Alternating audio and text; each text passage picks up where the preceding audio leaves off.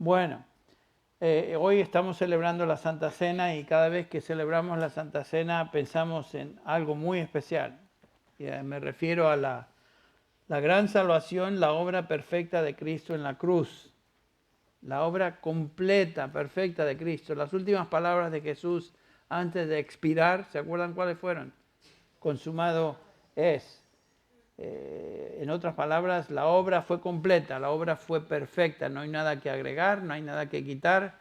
Lo que Él logró en la cruz del Calvario a favor nuestro es absolutamente completo. Es una salvación perfecta. Y hoy nos vamos a enfocar en esa salvación de la cual nos habla el apóstol Pablo en Romanos capítulo 8. Vamos a estar hablando específicamente el versículo 28, donde tenemos esta gran promesa para el creyente. Capítulo 8 de Romanos. Tremendo capítulo donde Pablo está desarrollando la gran doctrina de la seguridad de nuestra salvación. Comienza el versículo 1 del capítulo 8 con, ustedes recuerdan, por consiguiente, dice Pablo, no hay ahora condenación para los que están en Cristo Jesús. Imposible de que haya condenación para los que están en Cristo Jesús. Y el pasaje, el capítulo termina con el versículo 39. Estoy convencido, dice el versículo 38, que ni lo alto, ni lo profundo, ni ninguna otra cosa creada nos podrá separar del amor de Dios que es en Cristo Jesús, Señor nuestro. Comienza con no hay condenación y termina con no hay separación. Esa es promesa de Dios. Uno de los padres de la iglesia dijo lo siguiente acerca de Romanos 8. Si la escritura entera fuera un banquete para el alma, Romanos 8 sería el plato principal. Tiene razón. Como en ningún otro pasaje en la escritura nos habla este pasaje acerca de la seguridad de nuestra salvación. Y podría ser una afirmación de miles y miles de cristianos a través de los siglos. Romanos 8 sin duda es la declaración más clara sobre la seguridad de la salvación en toda la Escritura. Y para nuestra meditación esta mañana estaremos enfocando nuestra atención en 3 versículos, pero específicamente el versículo 28. Y vamos a dar lectura a lo que constituye una unidad, es una subdivisión en el capítulo, pero comenzando con el versículo 28 hasta el versículo 30. Dice el apóstol Pablo, y conocemos muy bien este pasaje, pero quería animarnos juntos, meditando en él una vez más. Sabemos que para los que aman a Dios, todas las cosas ayudan a bien. Esto es, para los que son llamados conforme a su propósito. Porque a los que de antemano conoció, también los predestinó a ser hechos conforme a la imagen de su Hijo, para que Él sea el primogénito entre muchos hermanos. Y a los que predestinó, a esos también llamó, a los que llamó, a esos también justificó, a los que justificó, a esos también glorificó. Antes de entrar en el pasaje en sí, quiero hacer hincapié en algo que Pablo subraya. Esta promesa que tenemos en el versículo 28 y la enseñanza del propósito de Dios, versículos 29 al 30, va dirigida exclusivamente a creyentes. Esta no es una promesa a todo el mundo. Esta es una promesa solo y exclusivamente a los hijos de Dios, los que han sido llamados conforme a su propósito y aquellos que aman a Dios. Esta es una descripción de un hijo de Dios. El apóstol desarrolla esta impresionante doctrina de la seguridad de la salvación y estos versículos del 28 al 30 constituyen una unidad donde Pablo afirma algo, nos promete algo en el versículo 28 y por supuesto en los versículos 29 y 30 elabora lo que él afirma o promete. Es un pasaje sin comparación en todo el Nuevo Testamento. Entonces vamos a comenzar con esta promesa de seguridad. En el versículo 28. No hay nada que nos pueda traer tanto ánimo como el saber que nuestra seguridad presente y futura depende del plan y propósito eterno de Dios para con los suyos. No hay nada fortuito en nuestra salvación. Nada es el producto de un accidente. No es el resultado de nuestro esfuerzo o de nuestra acción. No depende de lo que nos suceda en el presente o en el futuro en esta vida. Nada ni nadie puede cambiar o frustrar el plan de Dios para con los suyos. Eso es tan importante de entender. Somos parte de un plan eterno en el cual fuimos incluidos, como leímos, que comenzó antes de la fundación del mundo, a los que de antemano conoció. Esa es una expresión, se remonta Pablo a una eternidad pasada. A los que de antemano conoció, los conoció en una relación íntima de padre a hijos. A esos también predestinó, a los que predestinó, a esos también llamó, a estos, y a los que llamó, a estos también justificó, y finalmente a los que justificó, a esos también glorificó.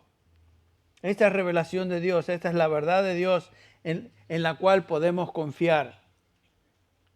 Y porque esto es cierto, el apóstol declara, todas las cosas ayudan para bien a los que aman a Dios, a los que fueron llamados conforme a su propósito. Todo ayuda para bien. Fuimos incluidos en ese propósito eterno de Dios y por eso estamos seguros de nuestra salvación. Pensemos en esta promesa del versículo 28. Examinemos juntos esta promesa. Lo leemos otra vez más, el versículo 28. Sabemos que para los que aman a Dios, todas las cosas ayudan a bien. Esto es, para los que son llamados conforme a su propósito. ¿Cuánto abarca esta promesa? Bueno, Pablo dice, todas las cosas ayudan para bien. ¿Qué quiere decir todas las cosas? Lo que dice, todas las cosas. O sea que no hay nada que se escapa de esta promesa. Es una declaración impresionante que no establece límites. Noten, no tiene condiciones, no habla de excepciones. Es una afirmación absoluta que incluye todo lo que pueda experimentar un cristiano en esta vida. Bueno, malo, mediocre o lo que sea. Todo está incorporado en esta promesa. Problemas, sufrimiento, cosas buenas, cosas malas, dificultades, enfermedad, debilidad, cosas de orden físico o de orden emocional o de orden espiritual. Todo lo que nos sucede, dice el apóstol Pablo, como hijos de Dios, ayuda para bien. Esa palabra ayuda es la palabra, traducción de una palabra, un verbo en griego que es sunergeo o sunergeo. Está en el presente indicativo, o en otras palabras, lo que está enfatizando Pablo es que todas las cosas están ayudando, continuamente están ayudando para nuestro bien. En este momento, en esta etapa, en esta situación que estás pasando tú en tu vida, todo eso está ayudándote para tu bien como hijo de Dios. Qué impresionante promesa. Esa palabra sunergeo que mencioné, de donde sacamos la palabra en español sinergismo, quiere decir reunir o juntar varios elementos para causar un efecto mayor o diferente al que uno de estos elementos separado hace o produce. Por ejemplo, por medio de este fenómeno de sinergismo, la combinación de dos elementos, sodio y cloro, por sí solos son venenosos. Si tomamos un poco de cloro solo o sodio solo, no vamos a salir bien. Pero los combinamos y lo que tenemos es la sal. Por supuesto, la sal la usamos continuamente con efectos beneficiosos. Así es como Dios toma la combinación de todas las circunstancias y experiencias de nuestra vida, por más difíciles y aparentemente malas que sean, para nuestro bien. Él, Dios, transforma sinergéticamente todo para nuestro bien. No importa lo que estemos experimentando o pasando. Dios está en control. ¿Qué quiere decir esta palabra bien o para nuestro bien? Esta es la palabra griega agazón o agazos. Es una palabra interesante que quiere decir algo que es bueno en su esencia. Se refiere a algo que es moral e inherentemente bueno. En contraste, digamos, a otra palabra que también se traduce bueno, que es kalos en griego, que se traduce como bueno o bien, pero se refiere a algo que es bueno por afuera o agradable a la vista. Pablo no está diciendo algo que todas las cosas ayudan para bien en el sentido de algo que es agradable simplemente a la vista. Pablo escoge específicamente este término agazón o agathos en este pasaje para describir el bien, lo que es bueno, en su esencia, no en apariencia. Dios causa que todas las cosas que enfrentemos en esta vida nos causen el bien. Aquello que es esencialmente bueno, aquello que es bueno, lo que es bien para nosotros. ¿Por qué situación difícil estás pasando hoy? Aparentemente mala, atravesando alguna situación que te está causando tremendo sufrimiento. Yo no conozco a cada uno de ustedes ni conozco las situaciones por las cuales cada uno está pasando, pero no importa qué situación, porque aquí tenemos una promesa que abarca todo. ¿Por qué estás pasando hoy? ¿Por qué situación estás atravesando en tu vida? Lo que estás atravesando está siendo usado por Dios de alguna manera, aunque lo entiendas o no lo entiendas, para tu bien. Noten, por ejemplo, y el bien específico que Pablo tiene en mente es la gloria futura. Sin duda hay bien temporal, pero Pablo tiene en mente algo que es final, gloria futura. Por ejemplo, el versículo 18 de este mismo capítulo, Pablo nos recuerda eso. Dice Pablo, considero que los sufrimientos de este tiempo presente no son dignos de ser comparados con la gloria que ha de ser revelada o manifestada. O sea, Pablo está viendo hacia el futuro. En este versículo 30 que leímos hace un rato, del propósito de Dios, notamos que el propósito de Dios termina con glorificación, termina con un futuro en gloria. Entonces, el bien es primordialmente el bien final y eterno en gloria. Y si este es el propósito de Dios para nosotros, hago la pregunta, ¿puede sucedernos algo que nos cause un daño final y devastador? La respuesta es no. Dios hace que todas las cosas obren para bien. Yo sé que es difícil a veces creer eso o aceptarlo, pero el que habla no es Henry, el que habla no es simplemente alguna persona que está comentando algo. El que dice esto es Dios mismo, a través del Espíritu Santo que inspiró al apóstol Pablo a escribir estas palabras. Ahora, ¿qué cosas hace o causa Dios que obren para nuestro bien? ¿Cuáles? Bueno, algún día veremos cuáles, pero podemos hacer una lista a la luz de la Escritura. Hay cosas buenas que nos suceden y obviamente estas cosas nos ayudan para bien. Por ejemplo, nos dice la palabra de Dios que Dios y su poder nos ayudan para nuestro bien. Ustedes recuerdan la experiencia de Pablo allá en 2 Corintios 12, cuando él está pidiendo que el Señor quite de su experiencia aquel aguijón en la carne y ora al Señor 3 veces que le quite eso y el Señor le contesta, él me ha dicho, dice Pablo, bástate mi gracia, pues mi poder, ahí está, se perfecciona en la debilidad. Lo que estaba pasando no era lindo, no era agradable, pero dice el Señor, lo que estás pasando es para tu bien, porque mi poder se manifiesta. Por tanto, dice Pablo, muy gustosamente me gloriaré más bien en mis debilidades para que el poder de Cristo more en mí. Su poder en la lucha nos ayuda para bien. Bueno, eso lo sabemos. Otra cosa que nos ayuda para bien es la sabiduría que viene de Dios. Eso nos ayuda para bien. Efesios capítulo 1, 17, Pablo está orando por los creyentes y les dice que Él, Dios, os dé espíritu de sabiduría y de revelación en el mejor conocimiento de Él. Sabemos que la sabiduría que viene de Dios es para nuestro bien.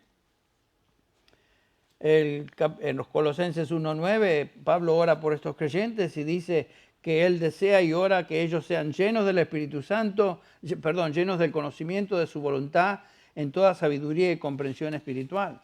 Entonces, la sabiduría que viene de Dios nos ayuda para nuestro bien. Estamos simplemente haciendo una lista de cosas que son buenas. La bondad de Dios nos ayuda para el bien.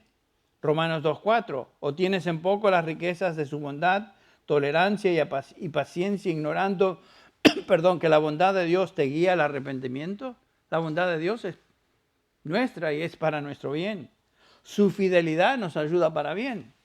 Leemos tantos pasajes que tienen que ver con la fidelidad de Dios para con nosotros. Pero, por ejemplo, en 1 Tesalonicenses 2:23, que Pablo está hablando y pidiendo, rogando al Señor que Él les dé paz y los santifique por completo, versículo 23, y que todo vuestro ser, espíritu, alma y cuerpo sean preservados irreprensibles para la venida de nuestro Señor Jesús. Versículo 24, fiel es el que os llama, el cual también lo hará, porque Él es fiel, Él lo va a hacer. Entonces, eso es para nuestro bien, es algo bueno. También notamos que, ¿sabían ustedes que los ángeles de Dios son seres que el Señor ha creado y está usando para nuestro bien? ¿De qué hablas, Henry? Bueno, hablo de lo que dice Hebreos 1:14. ¿No son todos ellos espíritus ministradores enviados para servir por causa de los que heredarán la salvación? O sea, los ángeles están trabajando a favor nuestro. Eso es para nuestro bien. Eso es bueno. Otros creyentes nos ayudan para nuestro bien. Tan importante que pensemos en lo siguiente. Ustedes recuerdan que el autor de Hebreos exhorta a los creyentes ahí que no tengan la costumbre de no congregarse como algunos lo hacían, sino que tenían que congregarse porque es justamente en el contexto de la congregación donde estamos juntos como creyentes que debemos considerarnos cómo estimularnos unos a otros al amor y a las buenas obras. Eso no lo podemos hacer escuchando un cassette, escuchando un tape, escuchando un CD, viendo la televisión. Ese ministerio mutuo, de mutua edificación, solo sucede en el contexto de los santos congregados.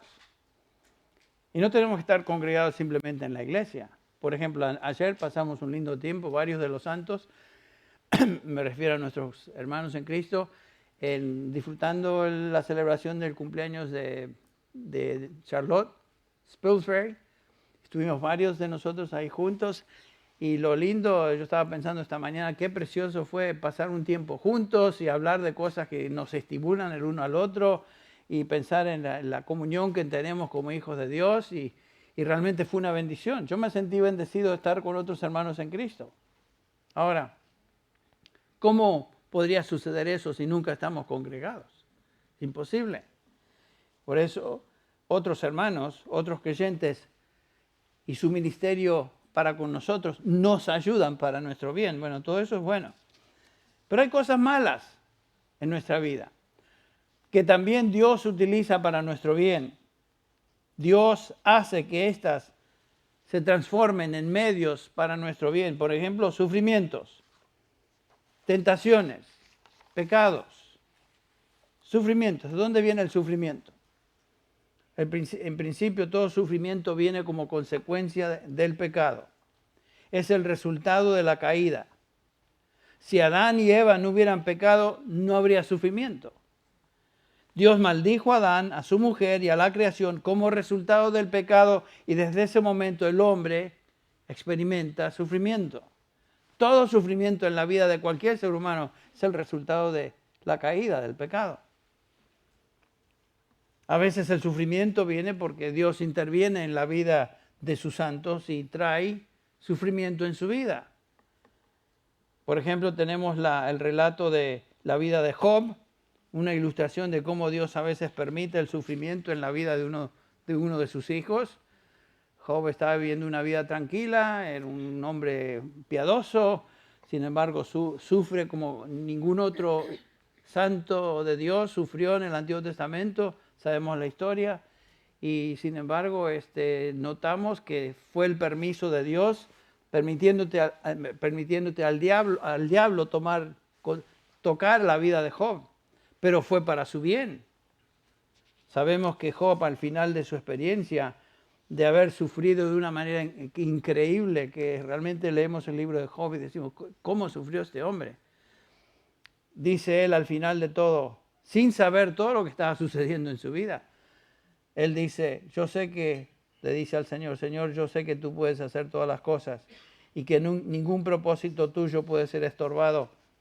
Y noten esta conclusión, he sabido de ti solo de oídas, pero ahora mis ojos te ven como resultado de todos mis sufrimientos. Ahora mis ojos te ven. todo lo que sufrió fue para su bien. Sabemos que su bien espiritual, el Señor lo restauró, etc. Pero fue todo para su bien. Sabemos de otro personaje, lo veremos en un instante, que sufrió de una manera increíble, fue José, ahí en el capítulo 50 de Génesis, que sufrió, y lo veremos en un segundo. Pero Dios a veces permite o trae el sufrimiento en la vida de sus hijos como disciplina en sus vidas. Lo leímos en el pasaje que leí en el devocional, que tiene que ver con la comunión, la cena del Señor, donde el apóstol Pablo claramente nos dice que si no tenemos o venimos a la mesa del Señor con cuidado y lo hacemos de una manera superficial, Dios nos disciplina para nuestro bien, no sé cómo lo dice Pablo. Por esta razón hay muchos débiles y enfermos entre vosotros y algunos duermen. ¿Por qué? Porque el Señor había traído su juicio sobre los creyentes desobedientes en Corinto. Dice, pero si nos juzgáramos a nosotros mismos, no seríamos juzgados. Pero noten el versículo 32. Pero cuando somos juzgados, el Señor nos disciplina para que no seamos condenados con el mundo. O sea que aún la disciplina de Dios es para nuestro bien. Es para nuestro bien. Sabemos claramente que nos dice el autor de Hebreos que Dios al que ama, ¿qué? Disciplina y azota a todo aquel que recibe por hijo. Y por supuesto el versículo 10 nos dice que todo lo hace para que seamos partícipes de su santidad. Dios lo hace para nuestro bien. El punto es este, que Dios utiliza todo tipo de sufrimiento para el bien de sus hijos. Ya vimos a Job, pero veamos simplemente la vida, lo que José dice después de haber sido, ustedes recuerdan, como jovencito fue vendido a mercaderes que iban en camino a Egipto, y él termina en Egipto, solo, abandonado, aparentemente de su familia, pues lo fue. Pero qué triste fue su experiencia, y sin embargo cuando se reencuentra con sus hermanos, les dicen al final de ya varios años, les dice en el versículo 20 del capítulo 50 de Génesis, vosotros pensasteis hacerme mal, pero Dios lo tornó en bien para que sucediera tal como vemos hoy y se preservara la vida de muchos. Lo que aparentemente fue malo en la vida de José fue para bendición de él, para bendición de su familia y eventualmente para la bendición de toda la nación de Israel. Qué preciosa realidad, que todas las cosas, aún el sufrimiento que Dios permite en nuestra vida, va a traer consecuencias buenas. Todo sufrimiento tiene el propósito de ayudarnos para bien. Por eso es que Santiago nos exhorta a nosotros como creyentes, tened por sumo gozo, hermanos míos, cuando os halléis en diversas, ¿qué? ¿Se acuerdan? Diversas pruebas, sabiendo que la prueba de vuestra fe produce paciencia, produce perseverancia, es para nuestro bien. Las pruebas son para nuestro bien. Pedro nos recuerda lo mismo, 1 Pedro 5:10, después de que hayáis sufrido un poco de tiempo, el Dios de toda gracia, que os llamó a su gloria eterna en Cristo, obviamente son creyentes, Él mismo os perfeccionará, afirmará, fortalecerá y establecerá. El sufrimiento es necesario muchas veces en la vida de los hijos de Dios, en nuestra vida. Un pastor puritano llamado Thomas Watson escribió lo siguiente: a menudo el lecho de la enfermedad nos enseña mucho más que un sermón. Tiene razón. A veces aprendemos cosas en el medio de todo tipo de enfermedad o sufrimiento que no simplemente aprendemos en sermones. Entre otras cosas, el sufrimiento nos enseña, por ejemplo, a odiar el pecado. Cuando vemos que alguien cae en pecado y sufre consecuencias por eso, esto nos enseña a odiar aquello que atrajo tales circunstancias. Cuando el pecado nos contamina a nosotros, vemos cuán débiles somos y nos enseña a odiar el pecado que nos embadurnó. Esa lección es bueno para nosotros. El sufrimiento traído por la disciplina de Dios también nos enseña que somos hijos de Dios. Porque Dios no disciplina al mundo, no disciplina a los que no le pertenecen. Esos ya van en camino a una condenación eterna, separados de Él. Pero dice el autor de Hebreos, versículo 6 de Hebreos 12, porque el Señor al que ama disciplina y azota a todo aquel que recibe por hijo. Y dice el versículo 8, si estáis sin disciplina, de la cual todos han sido hechos partícipes, entonces sois hijos ilegítimos y no hijos verdaderos. La disciplina es para nuestro bien porque, entre otras cosas, nos ayuda a darnos cuenta que pertenecemos a Dios. El Señor solo disciplina a sus hijos. El sufrimiento de la disciplina también nos enseña a acercarnos a Dios y fortalecernos en Él. ¿Se acuerdan? El salmista dice en el Salmo 119, bueno es para mí ser afligido, dice el versículo 71, para que aprenda tus estatutos. A veces Dios quiere afligirnos para que aprendamos sus estatutos, nos acerquemos a Él, le busquemos en su palabra y por medio de su palabra enseñarnos lo que Él está tratando de decirnos por medio del sufrimiento. Dice el versículo 75, yo sé, Señor, que tus juicios son justos y que en tu fidelidad me has afligido. Dios nos aflige en su fidelidad porque nos ama. Dios entonces utiliza el sufrimiento para nuestro bien. Nos refina, nos purifica, nos enseña a odiar el pecado, nos acerca a Dios, nos hace más conformes a la imagen de su Hijo Jesucristo. Dice Job, ese tremendo sufriente varón, dice su libro en Job 5:17, bienaventurado el hombre a quien Dios corrige. Él se sentía bienaventurado porque estaba siendo disciplinado, estaba sufriendo. Ayer en esa reunión que mencioné con los hermanos, estaba hablando con Alicia Carulli. Y qué interesante que estaba hablando con Alicia, tratar de animarla, estaba sufriendo mucho, está sufriendo mucho por su condición física, su quebradura de la espina dorsal, y etc. No vamos a entrar en detalles. Pero una de las cosas que ella me hizo ver es que estaba regocijándose en el Señor porque ese sufrimiento le estaba ayudando a ella a conocerle mejor y saber que Él está en control. Y no escuché ni una pizca de queja por parte de Alicia. Fue una bendición. Uno trata de animar a los hermanos y sale bendecido por la experiencia de sufrimiento de esta hermana en Cristo. Qué bendición es escuchar y ver eso. O sea, que no hay accidente en lo que pasamos. Fue un accidente lo que ella sufrió, pero no es accidente en el plan y propósito de Dios. Fue para su bien, es para su bien y es para el bien de aquellos que le rodean, inclusive nosotros que le estamos viendo y observando. Eso es un bien. Dios ha incorporado todo esto para nuestro bien. La tentación nos ayuda para nuestro bien. Cuando somos tentados, el Señor nos mueve a orar. Cuando nos sentimos amenazados por la tentación a caer, esto nos empuja a buscar refugio en el Señor y esto es obra para bien.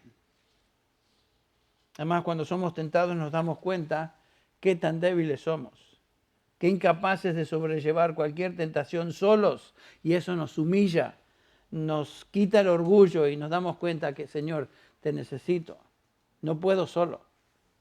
Bueno, todas las cosas ayudan a bien. Aún el pecado. Alguno dirá, Henry, ¿dijiste pecado? Sí, el pecado es para nuestro bien. El resultado aún del pecado en nuestra vida es para nuestro bien. ¿Cómo es esto posible? Pablo dice, todas las cosas ayudan a bien. El pecar es una experiencia que todo creyente tiene, ¿no es cierto? Todavía tú pecas como hijo de Dios, como hija de Dios.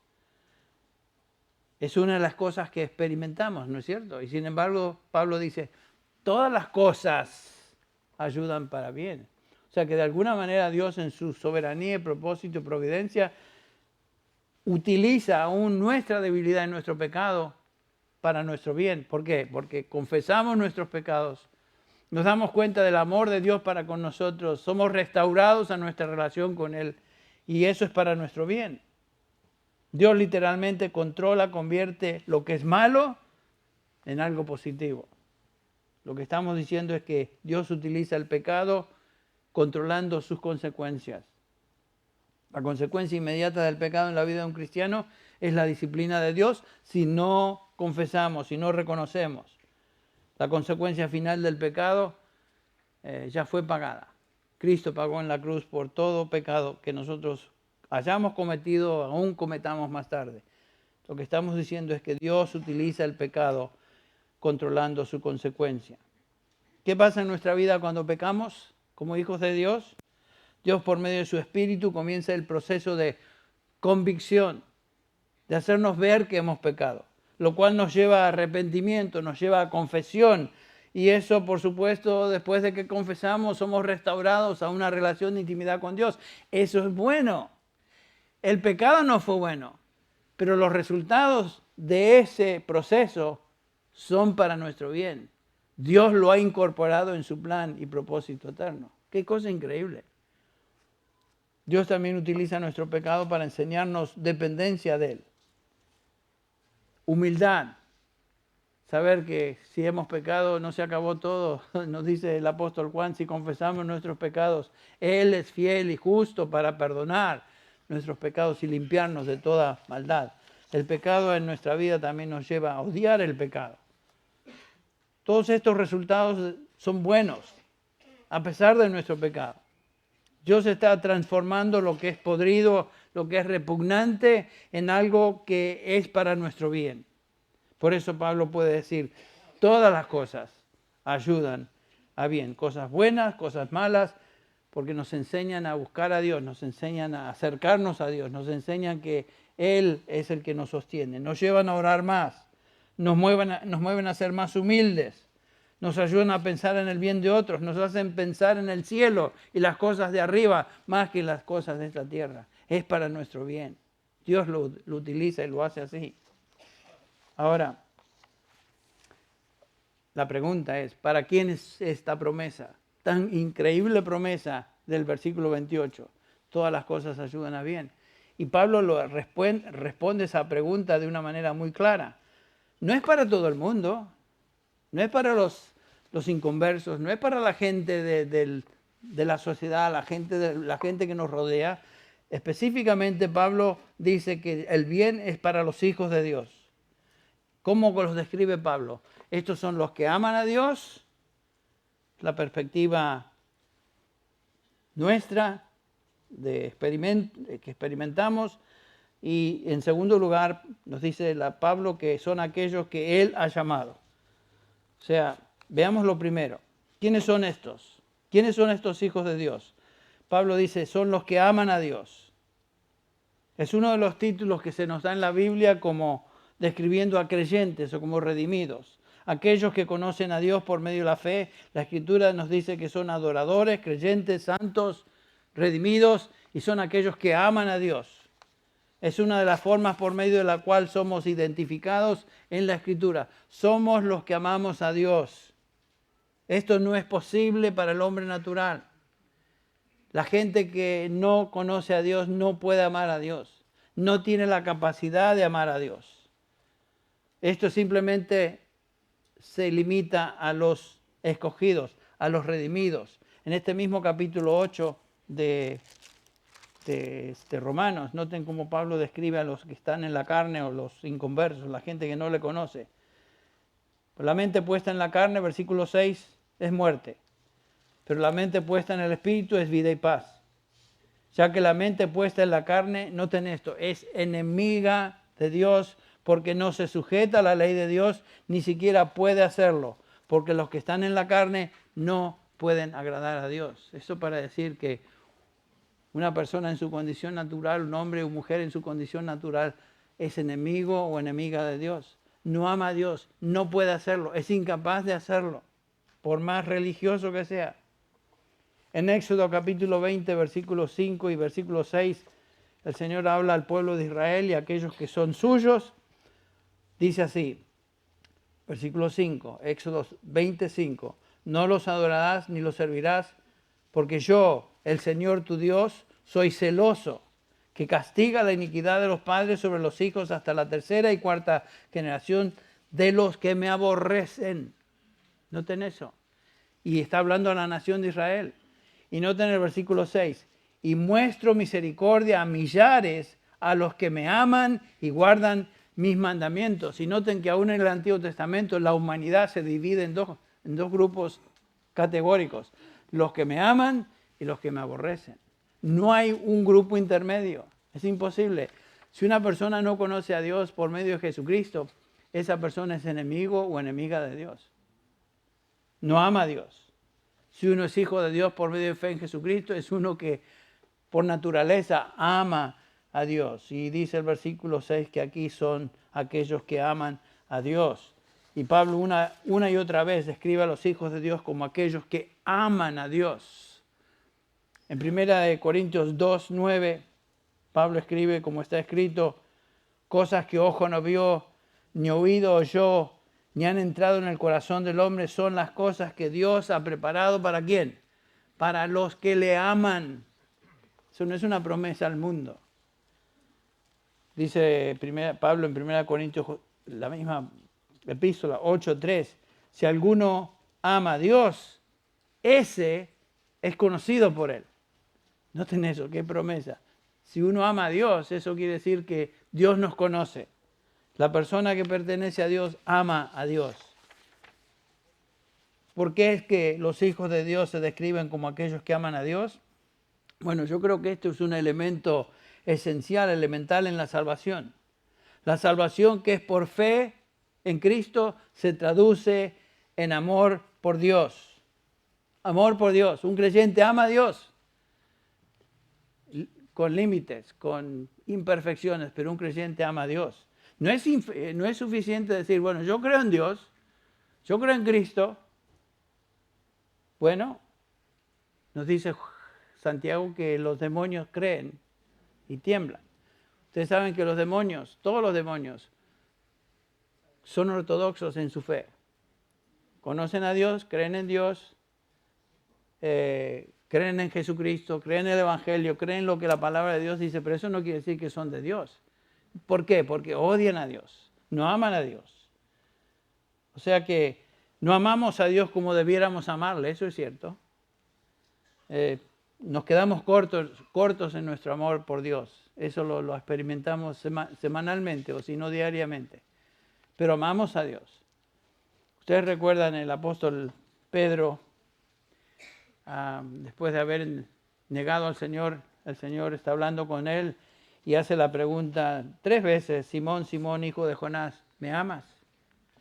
Y ya para la tercera vez, Pedro ya se sentía un poco incómodo y dijo simplemente, Señor, tú lo sabes todo, tú sabes que te amo. Imperfectamente, débilmente, pero Pedro tenía una fe genuina y amaba al Señor, así como todo hijo de Dios ama al Señor.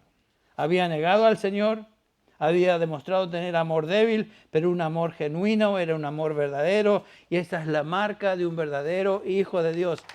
Ama a Dios. ¿Qué característica principal es la de una persona que ama a Dios? Bueno, categóricamente el Señor Jesús responde a esa pregunta.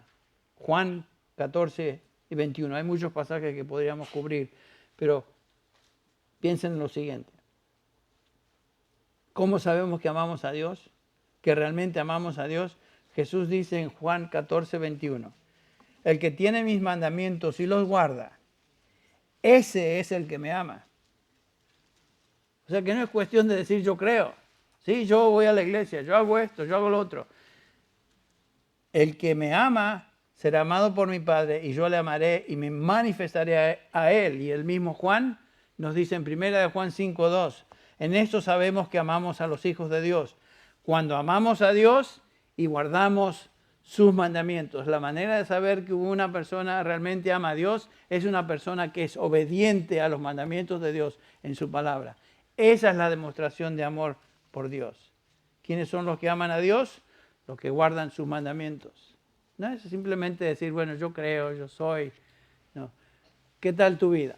Estás guardando los mandamientos, estás siendo obediente a lo que el Señor ha revelado en su palabra. Eso te dice a ti mismo si amas o no amas a Dios. Las palabras son baratas, ¿no?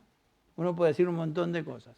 Jesús lo dijo, no todo el que me dice, Señor, Señor, entrará en el reino de los cielos, sino que aquel que hace la voluntad de mi Padre que está en los cielos. O sea, guarda mis mandamientos. Ese es el que me ama. Ese es el punto.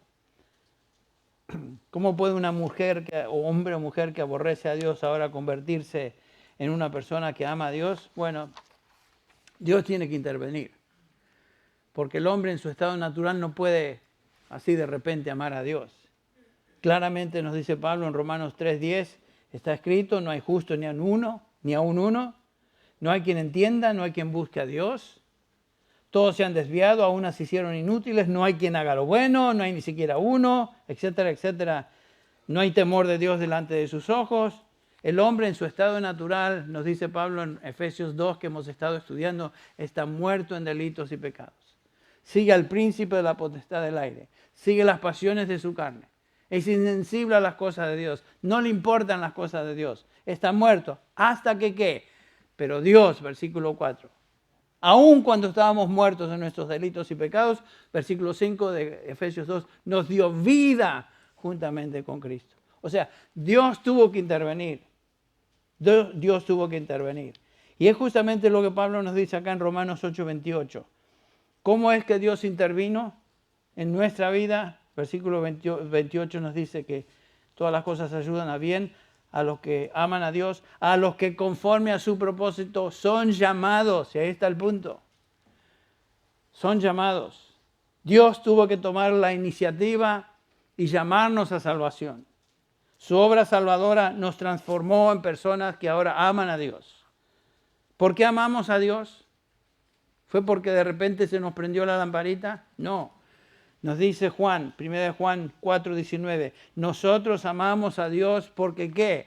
Porque Él nos amó primero. En nuestra condición de muerte espiritual, Dios nos amó, intervino. Por el gran amor con que nos amó, nos dio vida. Nos dio vida. Y vinimos a conocerle. Ninguno puede amar a Dios a menos que Dios le llame a salvación.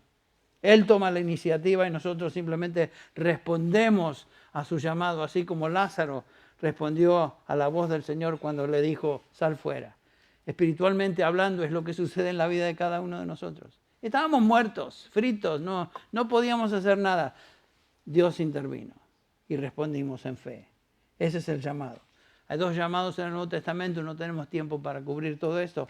Dos tipos de llamados en el Nuevo Testamento. El llamado general del Evangelio a creer, que es lo que vemos en las palabras de Jesús. Por ejemplo, muchos son llamados, pero pocos escogidos. Mateo 22:14. Y el llamado especial, el llamado eficaz de Dios a salvación, del cual nos está hablando el apóstol Pablo aquí en este versículo 28. Todas las cosas ayudan a bien a los que a Dios aman, a los que conforme a su propósito son llamados. Ese es el llamado a salvación de Dios. Es el llamado eficaz de Dios.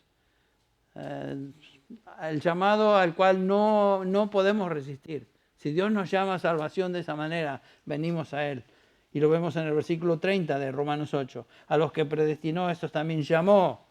Llamó como, vengan por favor los que quieren seguirme. No, es un llamado eficaz. O sea, un llamado que causa que resulte el propósito de su llamado.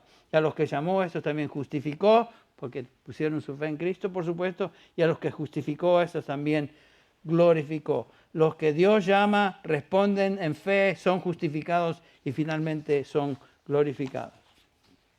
Bueno, se nos fue el tiempo, hermanos, y tenemos que pensar en la salvación a la luz de los elementos que vamos a disfrutar, o por lo menos recordar la muerte de Cristo de esa manera. La extensión de la promesa de seguridad es que todas las cosas nos ayudan a bien. Los beneficiarios de esa promesa son los que aman a Dios y aquellos que son llamados según su propósito. ¿Podemos estar seguros de esa realidad? ¿Podemos estar seguros de esa salvación? Pablo nos dice en este versículo 28, sabemos que a los que Dios ama, todas las cosas obran para bien. Pablo no dice pensamos o tenemos la intuición o tenemos la idea, sino que es un hecho. Dios lo declara en su palabra por su Espíritu a través del apóstol Pablo. Dice, sabemos, dice Pablo, no es algo que queda a la especulación, sino que sabemos, esta es revelación de Dios. El cristiano sabe que es hijo de Dios, sabe que ha sido destinado para gloria eterna y sabe que todo lo que sucede en su vida es parte del plan y propósito de Dios para él en camino a gloria. Todas las cosas ayudan a bien. Nuestra salvación es cierta, nuestra salvación es segura, así es lo que Dios nos declara y por lo tanto sabemos, y gracias a Dios por esa certeza. Esta mañana nos disponemos a celebrar la Santa Cena y voy a pedir a mis hermanos que ya pueden pasar hacia adelante. En este símbolo de la Santa Cena recordamos la muerte del Señor Jesús, lo que hizo posible nuestra salvación, su muerte y su resurrección. Celebramos la Cena del Señor porque Él nos mandó a hacerlo, pero venimos con una actitud de contrición. Como ya dije, no podemos venir a la Cena del Señor con una actitud ligera, una actitud así superficial. Venimos pensando, examinándonos a nosotros mismos. ¿Qué es lo que existe en tu vida que estás tolerando que es contrario a la voluntad de Dios? Te hago la pregunta. ¿Qué es lo que tu conciencia te dice? Si por alguna razón tú eres hijo o hija de Dios y estás tolerando algo, tu conciencia te molesta, no participes de la Cena del Señor, porque te estás exponiendo a la disciplina de Dios de manera particular, así como los corintios lo hicieron. Venimos a la Cena del Señor teniendo en mente lo que Pablo nos dice en el versículo 28 de 1 Corintios 11. Por tanto, examínese cada uno a sí mismo y entonces coma del pan y beba de la copa. Vamos a orar antes de participar juntos.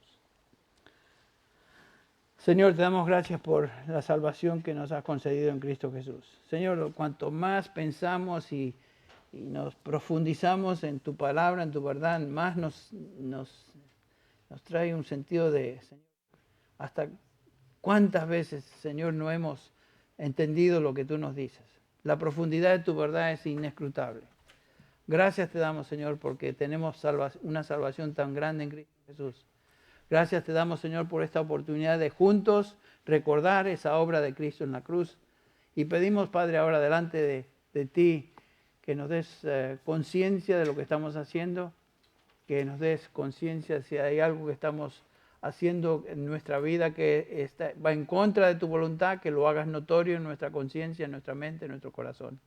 Y venimos delante de ti, Señor, confesando nuestros pecados, no escondiendo, no dándole otro nombre, sino confesando nuestro pecado, sabiendo que tú nos dices que eres fiel y justo para perdonar y limpiarnos de toda maldad. Señor, bendícenos juntos al participar de estos elementos. En el nombre de Jesús.